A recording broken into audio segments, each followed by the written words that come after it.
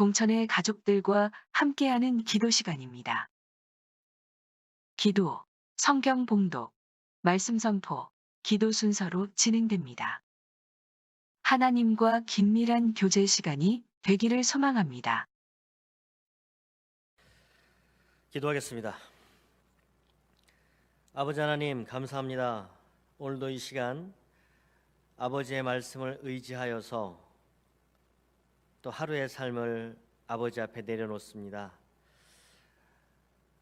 코로나가 더욱 퍼져가는, 그래서 불안과 두려움의 시간을 보내고 있지만 오늘의 말씀으로 우리가 아버지 하나님께 선택받은 사람으로서의 가치를 드러낼 수 있도록 인도하여 주시고, 특별히 교회가, 이 공동체의 모임이 더욱 아버지의 말씀대로 세워지는 그러한 우리 동천교회가 될 수 있도록 인도하여 주시기를 간절히 바랍니다.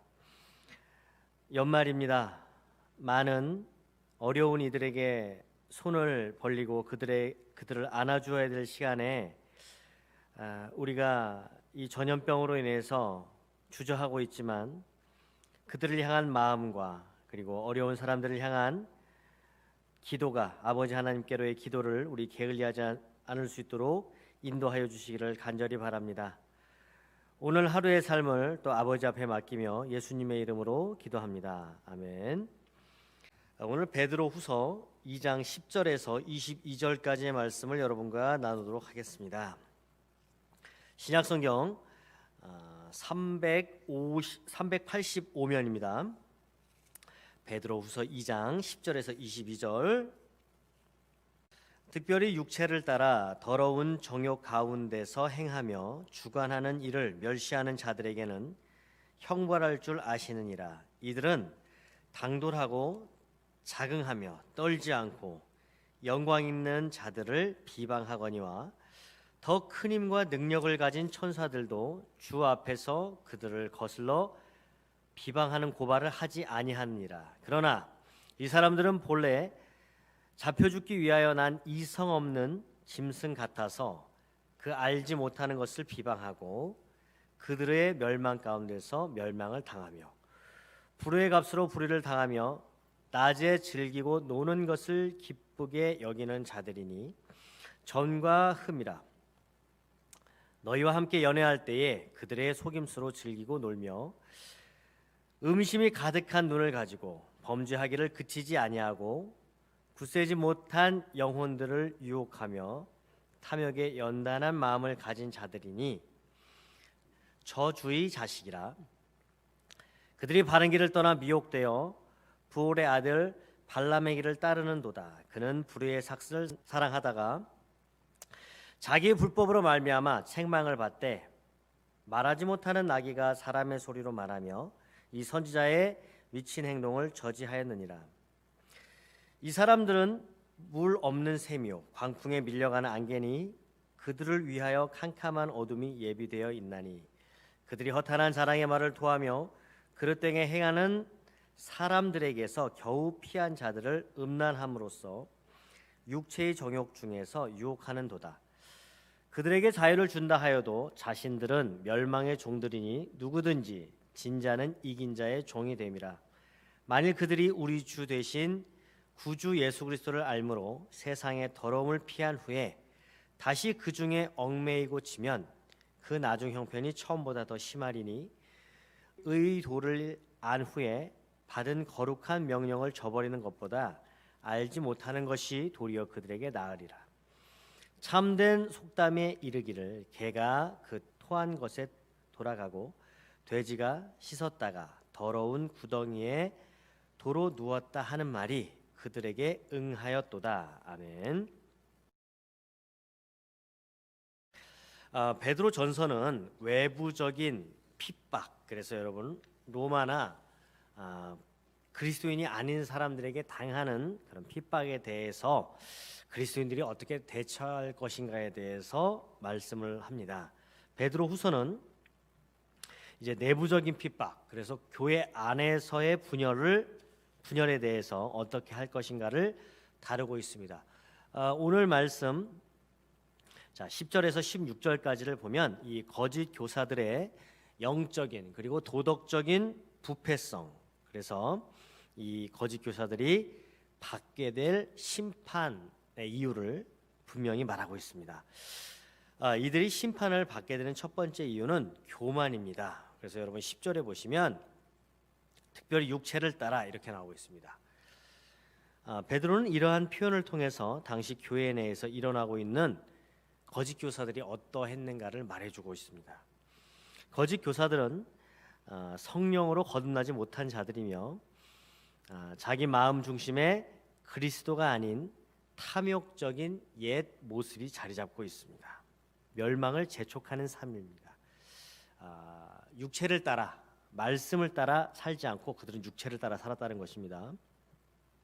그래서 10절을 말씀을 더 보면 주관하는 일을 멸시하는 자들에게 이렇게 해서 거짓 교사들은 그리스도의 주권에 복종하지 않고 오히려 멸시를 하였다는 것이죠. 그래서 11절에 보면은 이 천사들도 그 자신들의 자리를 넘지 않는데 12절에 이렇게 나옵니다. 이성 없는 짐승 같아서, 판단력 없는 짐승 같은 존재라고 이 거짓 교사들을 표현하고 있습니다. 자, 다음 이제 거짓 교사들이 심판을 받게 되는 필연적 이유 두 번째입니다. 그것은 도덕적으로 극도로 방종을 합니다. 그래서 세상을 즐길 뿐만 아니라 그 일을 쉼 없이 행하는 것입니다. 거기에 더해서 이제 성적으로 매우 타락한 그들의 모습을 보게 되는 것이죠.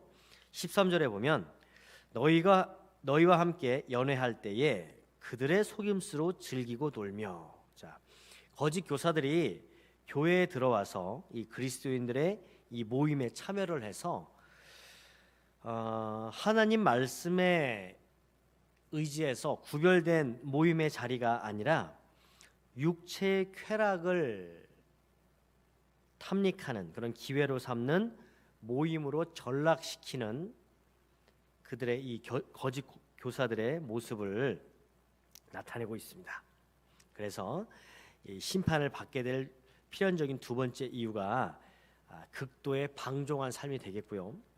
그리고 세 번째 이유로는 이 이단의 과거 죄악된 행위를 버리고 막 새롭게 시작된, 다시 말해서 개종한 사람들, 신앙생활을 시작한 지 얼마 되지 않은 사람들에게 그들을 육체적 방탕과 또 타락으로 떨어지게 하는 일을 이 거짓 교사들이 함으로 인해서 멸망하게 될 것이라는 것이죠.